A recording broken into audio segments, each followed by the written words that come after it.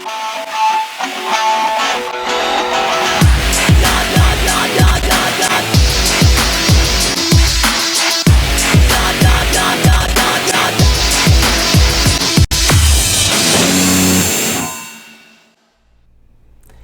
welcome to this week's episode of State of Real Estate. Every Friday at 12 noon Eastern Time, we come to you live into your mobile phones, into your homes, into your devices to help you understand how to take your real estate business to the next level. Or maybe you're just thinking about starting a real estate career and you're thinking of how you can jumpstart your real estate career. This show is also the show for you because what it takes to grow your business is what it's going to take to get your business up and running like that. And a lot of this stuff, even if you guys aren't in the real estate space, is applicable throughout multiple businesses here. It's a lot of general business rules of thumb and whatnot. And what we're talking about today is a great episode, and again, every Friday, 12 noon Eastern Time. I'm John Carismo, brought to you by the Tampa School of Real Estate. It's State of Real Estate, blah, blah, blah.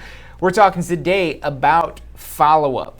So follow-up is definitely something you need to be able to master. You may have heard the phrasing before, the fortune is in the follow-up, and that's absolutely true. So the fortune is in the follow-up.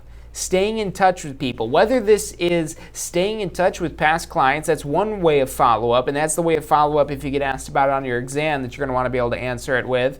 Or follow-up could also refer to staying in touch with leads to convert them into a buyer or convert them into a seller, whatever type of lead it may be. Or maybe they're renting a property and you're following up with them until they're ready to actually rent a new property, whatever it may be. So really two types of follow-up. The follow-up you're doing in the sales process and the follow-up you're doing after the sales process. And both of them, you want to be able to master them, especially the one during the sale process. And that's the one that's not going to be asked about on your exam. If they mention follow-up on your exam, if you're getting your real estate license, that's referring to after the sale.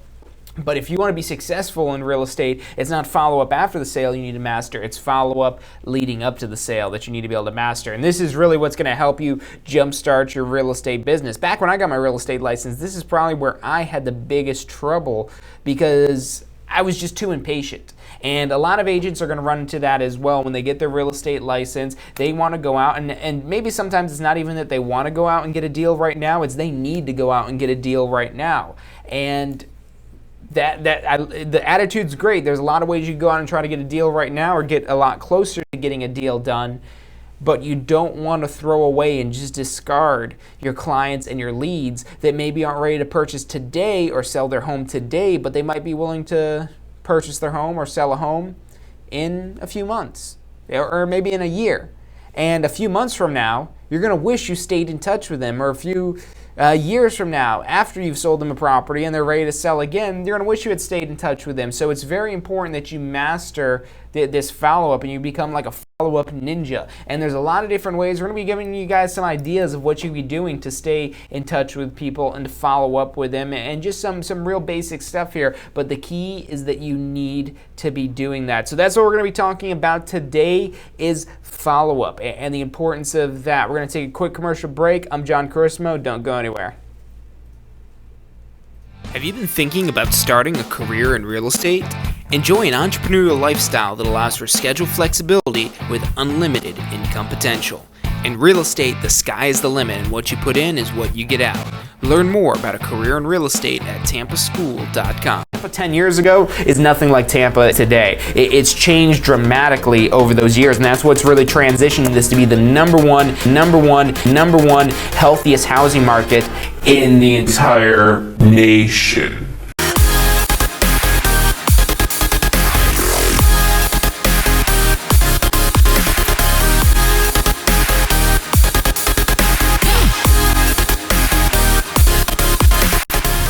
Do you want to incorporate studying for your real estate exams into your busy schedule? Now you can review the key topics you need to know to pass your class and state exams with our MP3 audio review. Simply pop in your headphones or connect to your car to reinforce crucial information while you exercise or drive. Listen to the first unit for free at mp3audioreview.com. That's mp3audioreview.com.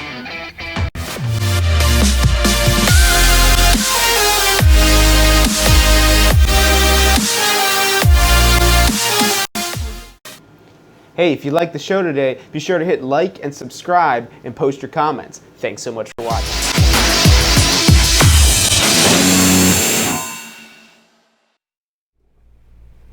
Hey, welcome back to this week's episode of State of Real Estate. Every Friday at 12 noon Eastern Time, we come live to you to help you take your real estate business to the next level, to jumpstart your real estate business, enhance it, whatever it is that you want to call it. What we're talking about today is follow-up and why this is important to your business.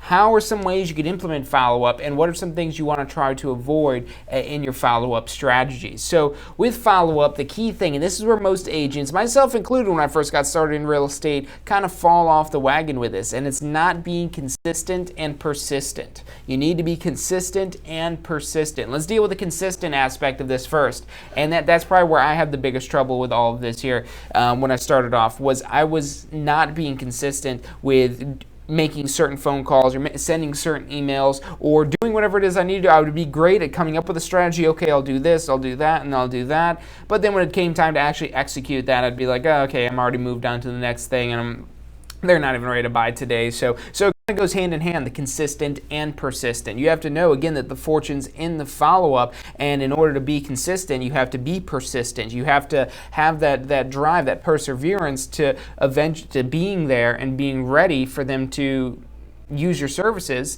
and the whole part of that is being there.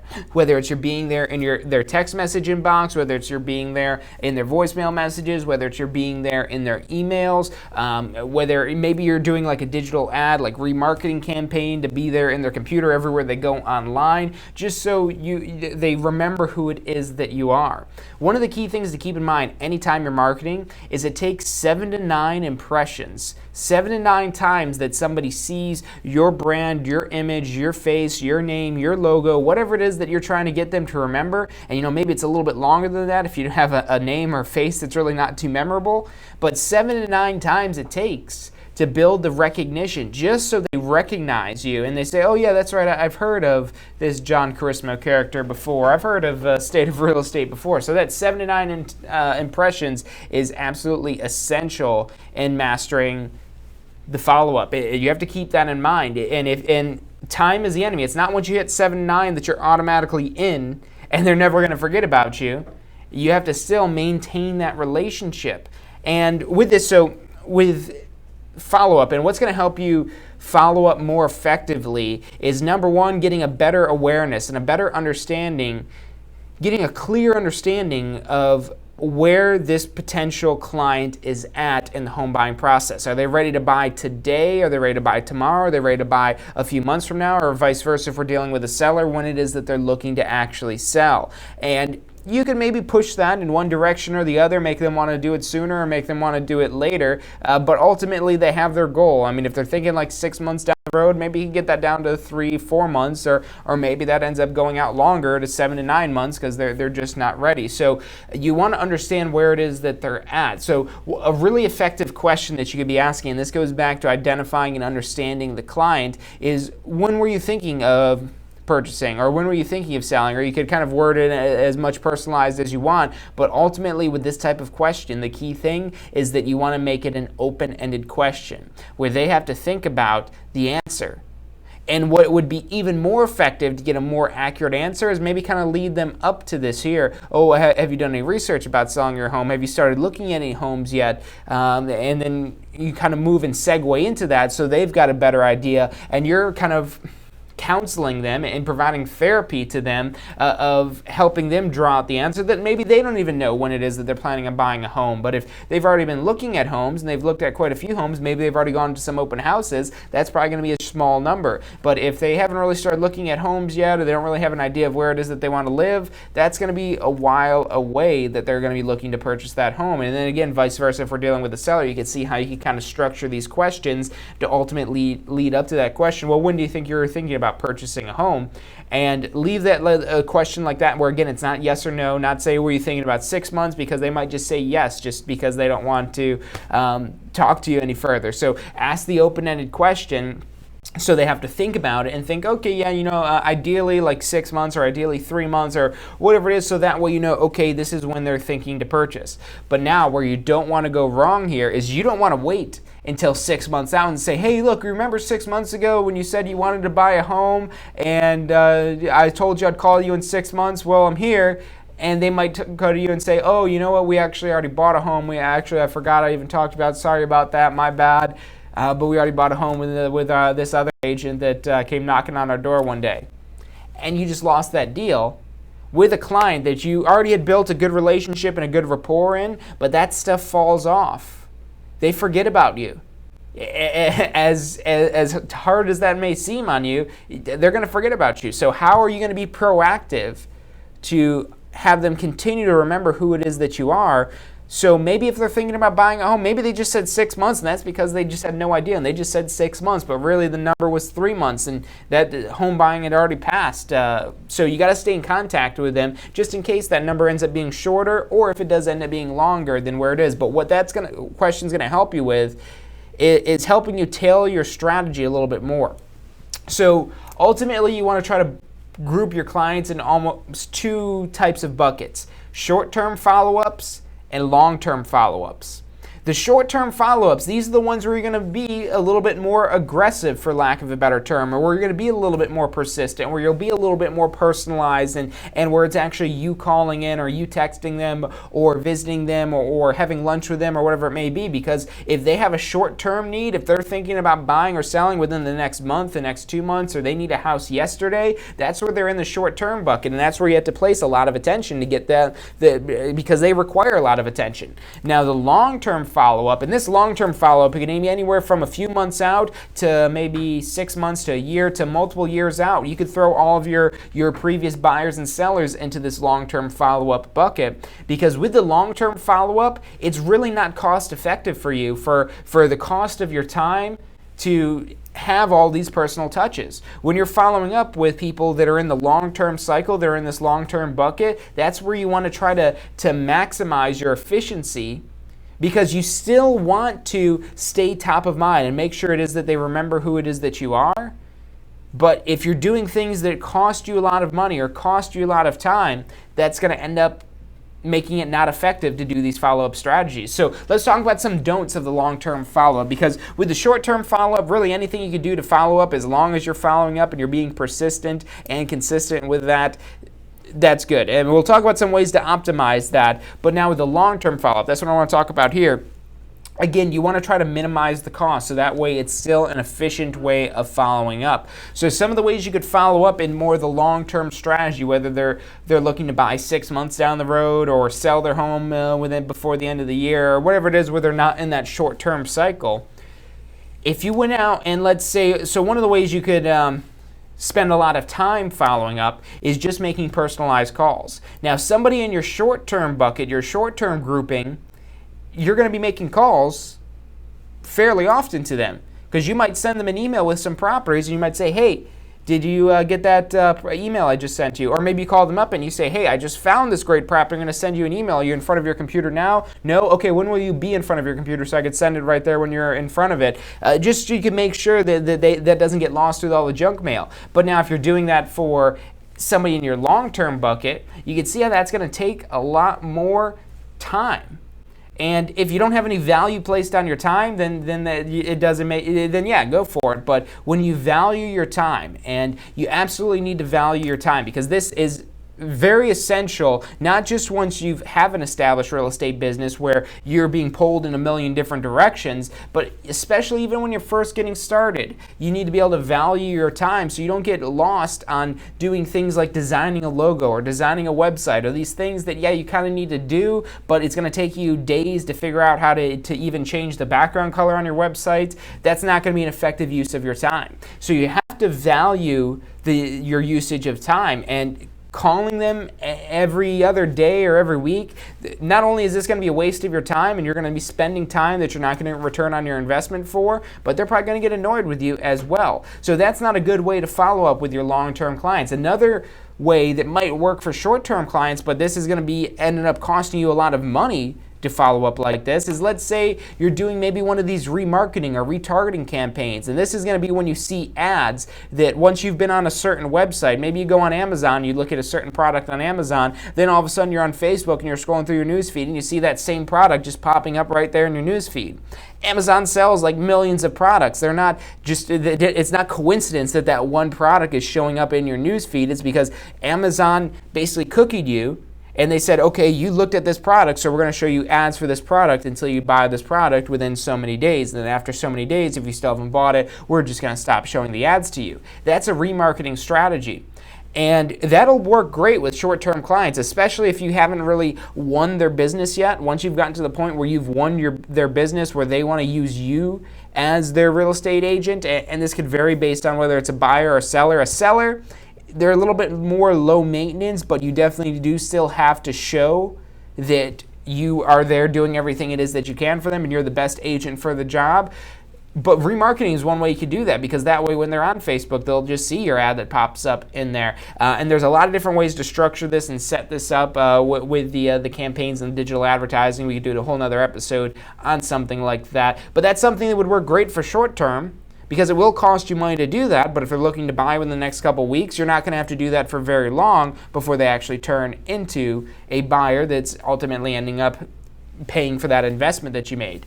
With a long-term client, this is where it's going to cost you more, especially when we're talking about the very long-term follow-up, where we're talking about somebody that had purchased a home with you and you're trying to follow up with them so they purchase another home with you. The National Association of Realtors statistics says that every 5 to 7 years is going to be when somebody is basically purchasing a home. So it's 5 to 7 years for that.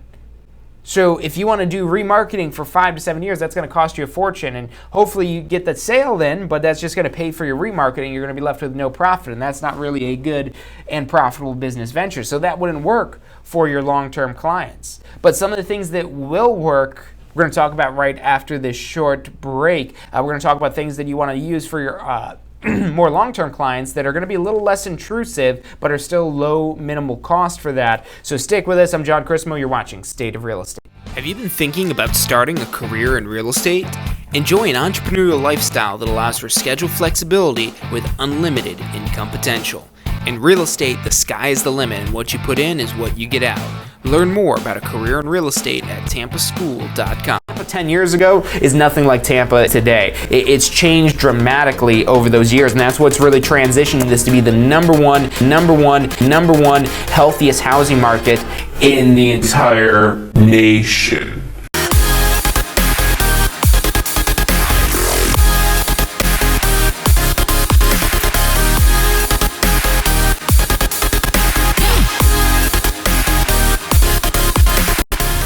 Do you want to incorporate studying for your real estate exams into your busy schedule? Now you can review the key topics you need to know to pass your class and state exams with our MP3 audio review. Simply pop in your headphones or connect to your car to reinforce crucial information while you exercise or drive. Listen to the first unit for free at mp3audioreview.com. That's mp3audioreview.com.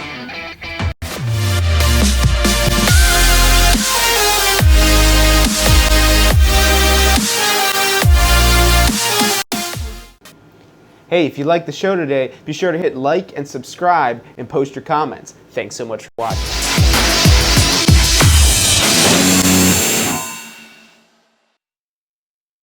Have you been thinking about starting? Hey, welcome back to this week's episode of State of Real Estate. I'm John Chrismo, and every Friday at 12 noon Eastern Time, we come to you to talk about how to jumpstart and enhance your real estate business. That's every Friday at 12 noon Eastern Time at facebook.com/Tampa School or tampaschool.com/success on our Success Center, where you can subscribe. Just drop in your email in there and you'll be able to stay up to date on every one of these episodes that we do, as well as see the archived shows for all these shows that we've done on State of Real Estate. They're all up there for your taking, so definitely make sure you check those out. Today we've got a great topic for you. We're talking about follow-up. This is really one of the most essential things. If you can't master follow-up, you're going to have a really hard time keeping a full pipeline. The follow-up, what the purpose of the follow-up is to keep your pipeline full, to keep a line of people waiting to work with you. And if you're not following up, then you're basically just at the whim of whoever wants to work with you right now. And that's where you have the really kind of ups and downs of the sales process. Really not just real estate, but any sort of sales. If you don't have a full pipeline, you'll have great months where you're working with clients, then maybe you're not working with clients and you have a terrible month. So that's definitely something you want to avoid, because that'll hurt your morale, it'll hurt your bank account, it'll hurt your real estate business. So you have to master this follow-up. And like we were talking about before the break, you want to basically group your follow-up into two categories. You have your short-term follow-up with the people that they're not ready to work with you right now, but they're going to be buying within the next maybe 3 months or so. You can put your own limits on each one of these buckets here, but ultimately you have these short-term clients. They're going to be the focus of your attention and your time, because these are the most likely to convert into an actual client that actually buys or sells a house with you. The long-term clients, these are going to be the people that at one end of the spectrum, these are people that you already sold a property to, that you already helped them buy their house or you already helped them sell their house, and you're waiting around for when they want to buy or sell their house again. Again, the National Association of Realtors says the average is about 5 to 7 years that you're going to be waiting for them to basically re-enter the marketplace as a new buyer and also as a new seller. So that's really 2 deals that you're waiting for with that. So that's absolutely something you do not want to neglect. I know 5 years and 7 years, again, the number's 5 to 7 years. Who knows, maybe it's 9 years or 10 years. That's a long ways away. That's a lot of time that you're putting between now and then when it's 5, 6, 7 years out. But 5 years from now or 7 years from now or whenever it comes up, you're probably going to wish you had followed up with them so you could get those 2 commissions, those 2 different transactions, the selling of their property and the buying of the new property. And you might just get lucky, because that 5 to 7 years, that's just an average. That means on average it's 5 to 7 years, but some will be longer. Some you'll have that are maybe 9 years, 10 years, but some will be shorter, where maybe it's 2 years, 3 years that they're going and buying another property with. So you definitely want to be around, and you want to be the person that they still remember as the real estate professional. And part of that goes to making sure that you're providing a great experience and actually doing everything that you can when you're there with them, but you can't let them forget about that. And you do that through effective follow-up. So let's talk a little bit more now about what you should be doing with your long-term clients. We already basically made it clear that you don't want to do the time-intensive things that are going to take a lot of your time, a lot of your money, and a lot of your effort, because you want to keep the long-term follow-up. You want to try to minimize the cost, but still have a presence so they don't forget who it is that you are. So with these long-term follow-ups, one of the best ways, it's the cheapest way, and since this can be done almost for free sometimes, this usually has the highest return on investment, is email follow-up. And with these email follow-ups, and you definitely want to do what's called segment. So in the email marketing world, there's something called segmentation, basically, where you break up your list, where you break up your database, your clients, into these different categories, these different lists. You might have one of home buyers and one of home sellers. If you're dealing with the long-term follow-up where they're thinking about selling, maybe this was somebody that came to your open house that was a nosy neighbor. They're really not a nosy neighbor. They're somebody who's nosy or curious about selling a home. They want to see what it looks like, what the process looks like, who this person over here selling the houses look like, to see if they can maybe trust a person like this. So you're basically there and you're on display. It's your moment to shine with them, and hopefully you're able to collect that contact info, even if they're not looking to purchase right now or sell their property right now. You definitely want to follow up with them, because they eventually will purchase. And again, that number on average is 5 to 7 years from when they last sold their last property. So you want to have these different lists, maybe home buyers that you met at an open house, home sellers that you met at an open house. Or again, you could segment this, and the possibilities are endless for how you can maximize an email marketing system like this. But you could basically write the email once and follow up with 1,000, 10,000, 100,000 clients. However many clients you want to put into your email database is what the limit is. I mean, really, there's no limit to how many people it is that you could put in there, and the only effort this takes is writing the email one time. Now, these are not always the most effective compared to other ways, because calling somebody or sending somebody a text message is probably going to give you a lot better response rate than sending an email, because the scary statistic is, and hopefully you're going to shoot for being better than this, but the statistic is that on average only about 15% of emails are opened. So only about 15% of emails are open. If you're doing anything better than that, you're above the average, which is good. You want to shoot for being above 15%. That means you have good quality emails that people want to open. But what that means is you can't rely solely on emails to follow up. And that's another huge mistake. So the biggest mistake I see is real estate agents don't value the follow-up, because that's number one, you have to value the follow-up. Number two is that you can't just put all your eggs in one basket. You can't just have one follow-up strategy. You can't just use email. Yes, email is great because it's the most autopilot out of all the follow-up strategies and most cost-effective, because you can maybe hire some postcard service to send postcards to your people, but that's going to cost a lot more than the email system would be. So there's a lot of agents that will have some sort of email list or newsletter or whatever it is that they're doing for that, but they only bank on that, and that's what they put. Again, they put all their eggs in that one basket of the email follow-up. So you don't want to tie yourself to just that one strategy, because if you're alone with that one strategy, again, you're falling victim to things like 15% of emails getting open on average. Again, hopefully you're doing better than that, but even if you're getting 50%, which is huge, that's outrageous. Usually you're not going to get anything even close to that, but if you're getting a 50% open rate, that still means that half of the people that you put in that database are not opening your emails. So even if you get way above the average for emails, even at 50%, that means half the people aren't checking your emails. So you can't rely just on emails. It's a great strategy. I'm not saying don't do it. I'm still saying do it. Absolutely do it. It's a great, very effective way especially for the cost benefit on this. You need to be doing emails, but you also, if you really want to maximize your follow-up, incorporate other strategies. And yes, that could be making a phone call or a text message. And now with short-term follow-up, with the people that are maybe a little bit more likely to purchase right now or sell their house right now or within the next month or two, those are people that you're on top of a little bit sooner, because they're actually in the marketplace thinking about making a purchase or making a sale. But the long-term aspect, they're not in the marketplace. They're thinking about going into the marketplace, but they're not in the marketplace. They may want to go to the marketplace down the road. But so again, it'll make them angry if you're calling them every other day. But if you're dealing with a short-term client, it might make sense to call them every other day. So you got to think of the clients and whether or not it does make sense for what value it is that you're bringing to them. If you're dealing with a long-term follow-up type of client, where maybe it's somebody that you sold a house to before, there's no reason to call them every other day. They'll probably block your number if you're calling them every other day. So I would say, call them though.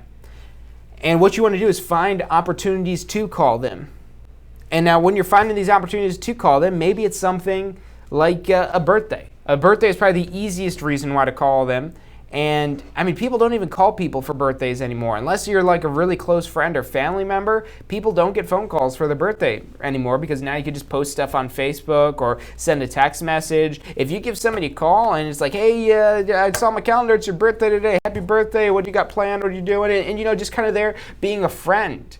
That's really the whole goal with this, is just to accumulate friends, people that care about you and you care about them. And especially when you're a service-oriented business like real estate, that's going to take you so far. And what's great about this is, hey, and especially when you kind of make a rhythm out of this here, it's like, hey, before I let you go, just wanted to ask you real quick, did you have any friends or family, that were thinking about buying or selling their house? And maybe even ask for a referral right there, because that's a way to monetize them in the way leading up to 5 to 7 years from now when they're ready to buy or sell their house. So that's a great strategy. It could be for something like that. It could be maybe it's just a text message that you're doing. Maybe social media is such a huge way to follow up. It makes the follow-up so easy now, because this guy, let's say his name is Bill, and let's say that Bill's on Facebook posting a picture of his kid playing soccer.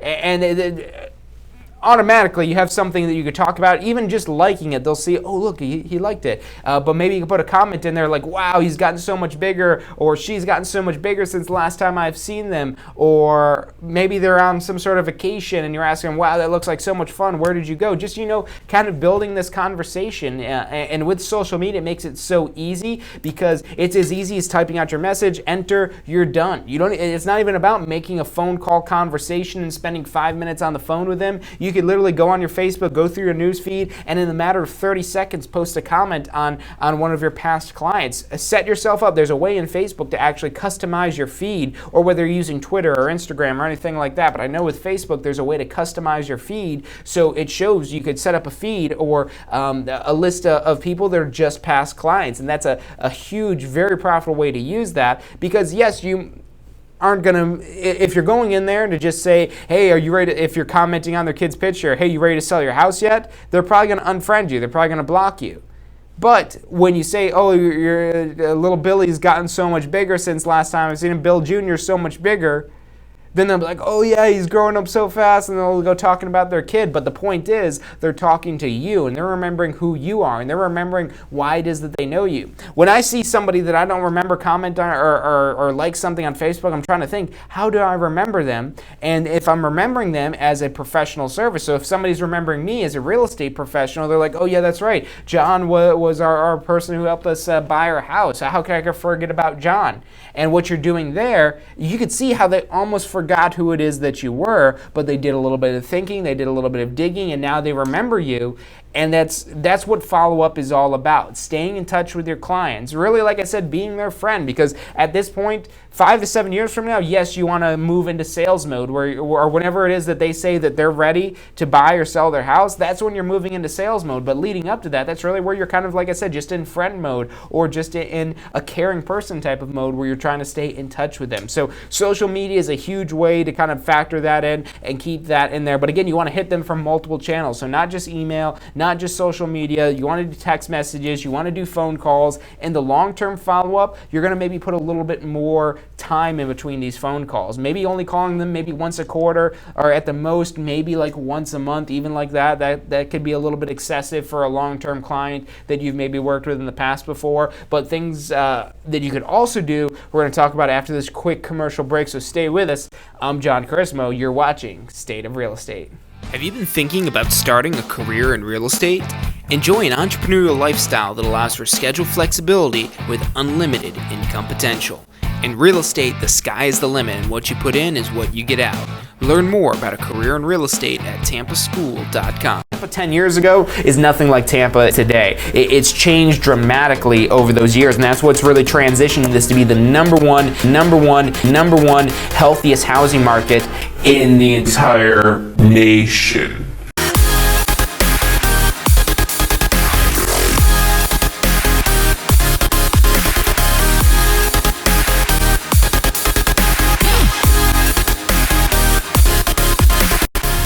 Do you want to incorporate studying for your real estate exams into your busy schedule?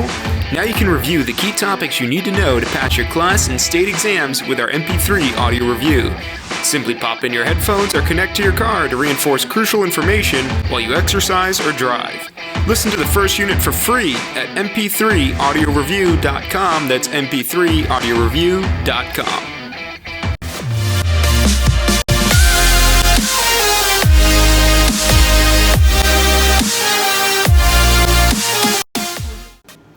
Hey, if you like the show today, be sure to hit like and subscribe and post your comments. Thanks so much for watching.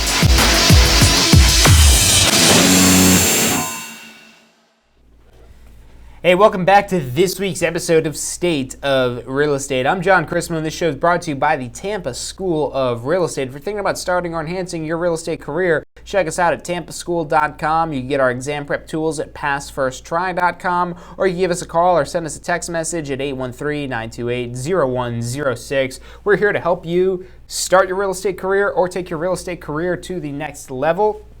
And that's what we're focusing on today in the State of Real Estate, is really elevating us to that next level. And today we're talking about follow-up and how essential that is to your real estate business and the different ways to implement it into your real estate business. So with follow-up, this is staying in touch with people. Either we have short-term follow-up or we're trying to get a sale. And these are the people that we're like, okay, yeah, this person, they're ready to purchase. If I don't follow up with them, they're going to go use somebody else. Or sell their house, and they're going to use somebody else if I don't follow up with them. The long-term follow-up, these are the people that they'll use somebody else, but if they forget about who it is that you are. that you're eventually going to move somebody from the long-term follow-up bucket into the short-term follow-up bucket where you're working with them a lot more closely, a lot more one-on-one, where you're spending a lot more personal attention on them. But the long-term, the automation is key, because if you're putting personal attention on the long-term stuff here, that's going to take away from your ability to focus on the short-term clients. If you don't have any short-term clients, then yeah, maybe put a little bit more attention on the long-term stuff here. But the short-term, that's where you put your time and attention, because these are the people that, okay, they're ready to purchase. Let's make sure they choose me instead of somebody else. Or versus the long term, they're like, okay, these people know who it is that I am, but I want to make sure that they don't forget who I am. So when they are ready to purchase, they'll know who I am, and I can easily ease them into the short-term follow-up and give them the more personalized attention, and then easy deals right there. So it definitely takes a lot more work setting up something like this with long-term follow-up. Like what you talked about, you have your emails. The emails are probably the one that most people use out there, and it's definitely something you want to use, but don't rely on emails, because again, the average is about 15% open rates, and that average number means yes, you could be higher than that, but at the same time, there's a lot lower than that. There's probably some email marketers that don't get a single email opened whatsoever, and it's just because they don't want to read their emails. So don't rely solely on the emails. Yes, you do want to use it, because some people will go through their email inbox religiously, where they're making sure that every single email is opened, and at the same time you'll have people that have like 15,000 unread messages in their email inbox. Your message probably counts for maybe 100 or 200 of them, or whatever it may be. And one other quick thing I want to say on the email follow-up with that. Yes, there can be a point of where you email somebody too much, because if you're emailing somebody too much, they'll unsubscribe from you. All these email contact systems, they all have the ability where they could just unsubscribe and basically remove themselves from your email, so they're no longer getting this messaging.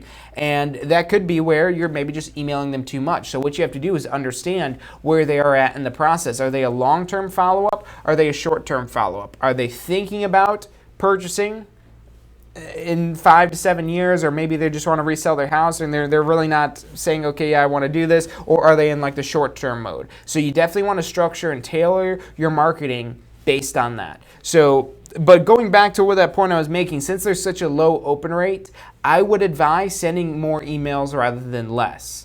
Don't let that scare you away, that there's going to be people that unsubscribe, that don't want to work with you. I mean, that's going to happen. You know that's just a cost of sending emails. You're not going to make 100% of people happy 100% of the time. There's eventually going to be those people that say, no, I don't want to get your emails anymore, which that's okay, but I would probably go for more often rather than less often. If you're just sending out an email once a month, that's probably not going to be enough, because they'll very easily miss that one email. But if you're sending out one a week, that's where they're going to maybe take some notice and say, okay. But now if you're dealing with the short-term side of things, this is maybe where you're sending emails every other day, or maybe you have them set up in a property auto alert feature, whether you're using the MLS or something through your website where it automatically emails them new listings and new properties available and so on and so forth. Maybe you're emailing them multiple times a day. That's okay for a short-term client, but a long-term client, multiple times a day over 5 years, even though that's not going to cost you really anything, because most of these systems, you have unlimited sending on them.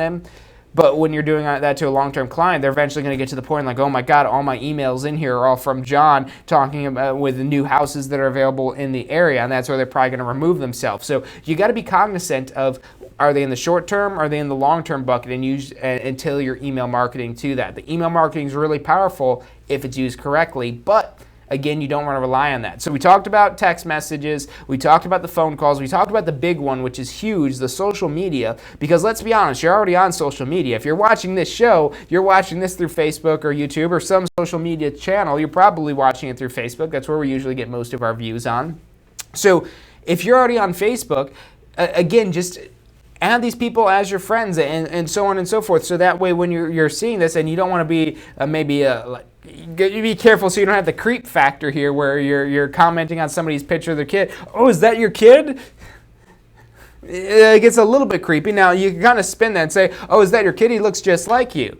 And they'll be like flattered by this. We're like, oh wow, but you want to be just careful that you're not going like into like the creeper zone with this here, not like stalking them via Facebook or whatever it may be. But don't let that scare you away, because there's a lot of ways you can see how I very easily turn that, oh, is that your kid, to, oh, is that your kid, he looks just like you. So you can very easily make this into something where it's just, hey, you're just there to comment on their Facebook stuff or like their Facebook stuff or whatever it may be. But that helps them remember who it is that you are. And you can do that with Instagram, Snapchat, any of these social media platforms, Twitter, if that's still a thing. So any one of these, you could still you could use that strategy on to, again, stay in touch with them.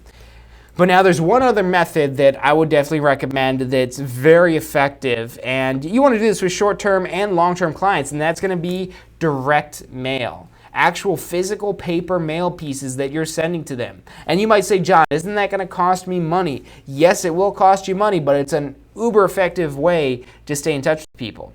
There's really no like statistical numbers with, not at least to the emails extent because it's digital versus paper, with open rates of paper mailings. But with the paper mailing, when somebody's pulling something out of their mailbox, at the very least, even if they're just throwing away your postcard or your letter or whatever it is that you sent them, they're seeing your name, your face, your logo, and seeing that you sent that to them. And most likely they're going to open it up, because I don't have exact numbers on this, but I'm positive that the open rates on physical paper mail is a lot higher than your emails. And that just comes down to the fact of the cost of all this stuff here. Emails, you could send an email for free. A physical piece of mail, even if it's just you're stamping and printing this all yourself, I mean, you're looking at least 50 cents just for the stamp, let alone the cost of the paper and what's actually included inside that mailing that you're sending them. So at least 50 cents you're looking at there. And even if you're doing bulk mailing and things like that, it's still costing you money, as opposed to emails where it's basically free to send out the emails like that. So again, a lot higher open rates, and especially when you can tailor this. If you're putting a birthday card in the mail, that's huge, or maybe an anniversary card, or happy Halloween, or Merry Christmas, or Happy New Year, or Happy 4th of July, or what do we just have on Monday, Memorial Day. You could be sending out Happy Labor Day, or all of these different holidays that exist. Happy St. Patrick's Day, Happy Valentine's Day. There's literally like a holiday for every single day of the year. It's like National Cheese Day or National Paper Day, or all these little things that you could kind of like just pick out and pick and choose to make your creative marketing strategy. Or like I said, just pick the big ones, because again, you want to still definitely manage the cost with this, and this is going to be a little bit more cost intensive, but this is a great way where they will not forget about you if you're the person that always sends them Christmas cards and Happy New Year's and Happy 4th of July and so on and so forth. Or you could take this one step further. Maybe you're not just sending them a card for Happy 4th of July. Maybe you're having some sort of 4th of July barbecue or something like that, celebrating the warm weather and the sunshine, or something of that nature, where you're inviting them, not as a past client, but as a friend. You're inviting them, hey, look, I'd love you to come out to my barbecue this weekend. And well, you have all these people there, whether they're probably not friends, they're probably all just either past clients or potential clients. You're able to talk with all of them and really, like I said, build up your reputation amongst these individuals here. And if you're giving out like free barbecue, or you're doing something, again, people are interested in going to parties. It's a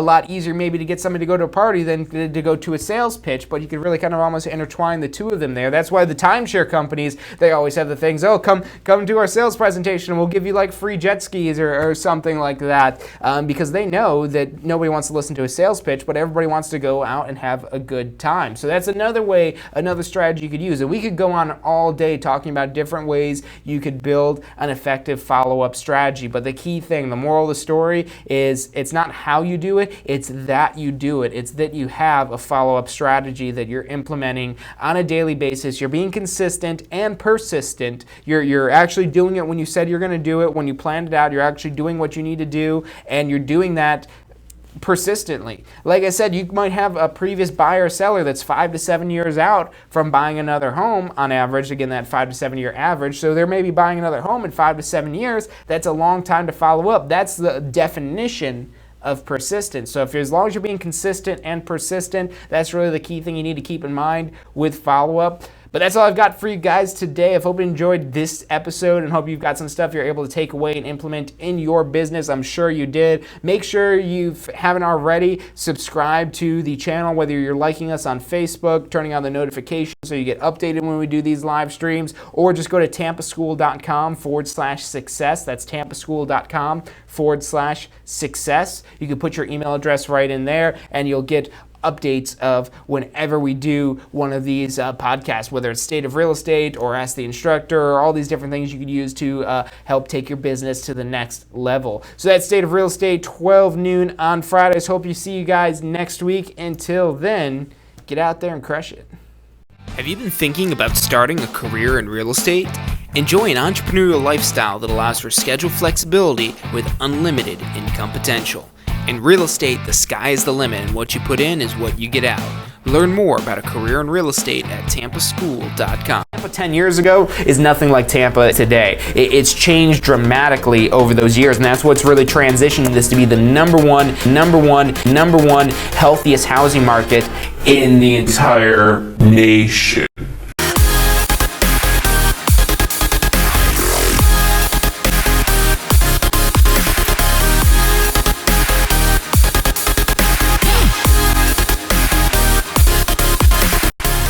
Do you want to incorporate studying for your real estate exams into your busy schedule? Now you can review the key topics you need to know to pass your class and state exams with our MP3 audio review. Simply pop in your headphones or connect to your car to reinforce crucial information while you exercise or drive. Listen to the first unit for free at mp3audioreview.com. That's mp3audioreview.com.